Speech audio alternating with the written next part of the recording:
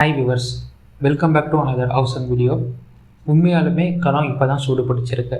ஏன்னா இந்நாள் வர அமைதிக்கு உடன்படாத உக்ரைன் இப்போ அமைதிக்கு உடன்பட்டு வந்துட்டாங்க. ஆனால் ரஷ்யா திரும்பி நின்று வேலையை காட்ட ஆரம்பிச்சிருக்காங்க. ஸோ சீஸ்ஃபயருக்கு நான் ஒத்து வர மாட்டேன் அப்படின்னு ரஷ்யா சார்பாக சொல்லப்பட்டிருக்கு. இதனால் அமெரிக்கா கோபம் அடைஞ்சு உங்கள் மேலே பொருளாதார தடையை போட போகிறேன் அப்படின்னு சொல்லியிருக்காங்க. மறுபக்கம் மொத்த குர்ஸ்கையும் ரீக்ளைம் பண்ணிக்கிட்டாங்க ரஷ்யா. ஸோ குர்ஸ்கில் புட்டின் அவர்கள் மிலிட்ரி ட்ரெஸ்ஸை போட்டுக்கிட்டு அங்கே ஒரு விசிட்டை கொடுத்துருக்காரு. அங்கே போய் என்ன சொல்லியிருக்காரு அப்படின்னு பார்க்க போகிறோம். வாங்க இன்னைக்கான காணொலியில் விரிவாக உக்ரைன் அமைதி பேச்சுவார்த்தை எது மாதிரி திசை திரும்பி போயிட்டு இருக்கு அப்படின்னு பார்க்கலாம். நீங்கள் பார்த்து கொண்டிருப்பது ஆயுதமடிவம் நேயர்களுக்கு அன்பு வணக்கங்கள். Let's dive into it.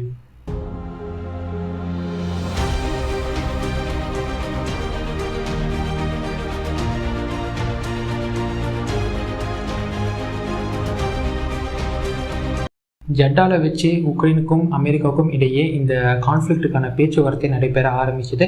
அதில் உக்ரைன் ரொம்ப அதிர்ச்சியாக நான் 30 நாள் சீஸ்ஃபயருக்கு ஒத்துவனேன், இனிமேல் அடுத்த 30 நாளைக்கு நான் வான்வெளி தாக்குதல் மற்றும் கடல்வெளி தாக்குதலை ரஷ்யாவுக்கு எதிராக பண்ண மாட்டேன் அப்படின்னு வாக்குறுதி கொடுத்தாங்க. ஸோ இதை அங்கேருந்து மார்க்கோ ரூபியோ வெளியில் வரும்போது ரொம்ப மகிழ்ச்சியாக சொன்னார். இது மாதிரி ஒத்து வராத உக்ரைனே ஒத்து வந்திருக்காங்க. ஸோ ரஷ்யா கிட்ட தான் இப்போ முடிவு இருக்குது அப்படின்னு சொல்கிறாங்க. அவர் மிகப்பெரிய வார்த்தையை பயன்படுத்தினார்.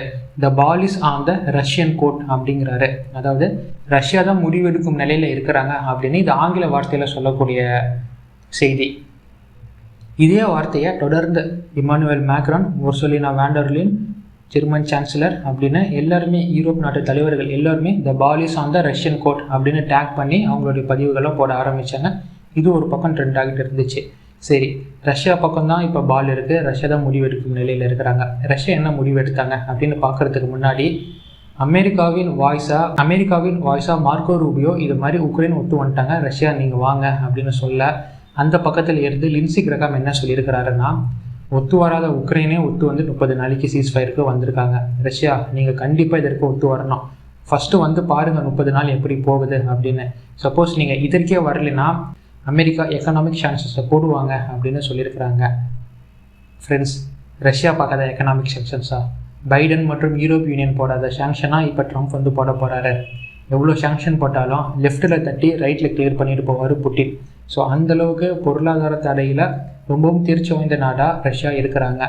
ஸோ இந்த தடைகளெல்லாம் மேனேஜ் பண்ணுறதுக்கு தான் ஒரு பக்கம் பிரிக்ஸ் நாடுகளும் ரஷ்யா, சைனா மற்றும் ஈரானுடனும் ஒரு தொடர்பில் இருக்கிறாங்க.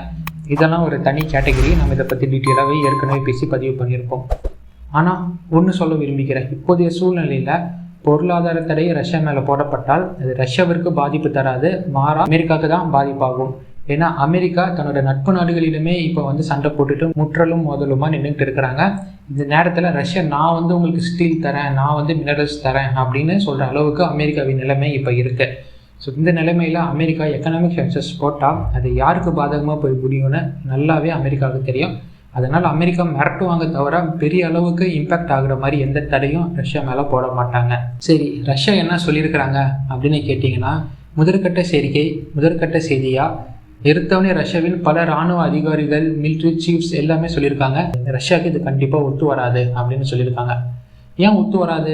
30 நாள் சீஸ்ஃபயருக்கு என்ன அப்படின்னு கேட்டால், மார்க்கோ ரூபியோ இது மாதிரி உக்ரைன் சீஸ்ஃபயருக்கு ஒத்து வந்திருக்காங்கன்னு சொல்லும்போதே ஜெலன்ஸ்கி அங்கேருந்து ஒரு செய்தியை கொடுக்குறாரு.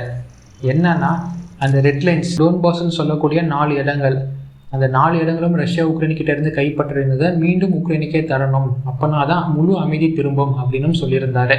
அது எங்களுக்கு இது மாதிரியான சீஸ்ஃபயரே தேவையில்லை அப்படின்னு உதறி தள்ளிட்டாங்க. இது மாதிரி ஹாட்டான நேரத்தில் தான் குர்ஸ்க்கு புட்டின் அவர்கள் போகிறாரு. சரி, குர்ஸ்க் அப்படின்னு போனோம்னா குர்ஸ்கில் ரொம்ப நாளாகவே தாக்குதல் நடந்த வண்ணம் தான் இருக்குது. கடந்த ஆகஸ்ட்டில் 2வது தாக்குதல் மிகப்பெரிய அளவுக்கு உக்ரைனால் எடுக்கப்பட்டது. அதிலிருந்து இந்த சுட்சா பகுதியை அவங்க கண்ட்ரோலுக்குள்ளே தான் வச்சுக்கிட்டு இருந்தாங்க. கரெக்டாக இங்கே எங்கே ட்விஸ்ட் வந்துச்சு அப்படின்னு கேட்டிங்கன்னா, ஜனவரி 1ஆம் தேதியில் இருந்து ரஷ்யாவில் இருந்து உக்ரைன் மார்க்கமாக ஐரோப்பிய ஒன்றிய நாடுகளுக்கு செல்லப்படும் எரிவாயு எல்லாத்தையுமே நான் கட் பண்ணுறேன்னு சொன்னாங்க பார்த்தீங்களா, அங்கே தான் இவங்களுக்கு வினையே வந்துச்சு. ஏன்னா இது மாதிரி கட் பண்ண எரிவாயுக்கள் அதோடைய குழாயில் இப்போ எரிவாயு போகாது. ஸோ அது ஒரு எம்டி பைப்லைன், எம்டி ஸ்ட்ரக்சராக தான் இருக்கும். அந்த எம்டி ஸ்ட்ரக்சரை நல்லா நோட்டம் விட்ட ரஷ்ய வீரர்கள் அது எங்கே போகுது எங்கே வருதுன்னு கனெக்ஷனை தெரிஞ்சுக்கிட்டு ஸோ அந்த எம்டி கேஸ் பைப்லைன் மூலியம் ஊடுருவி போயிருக்காங்க.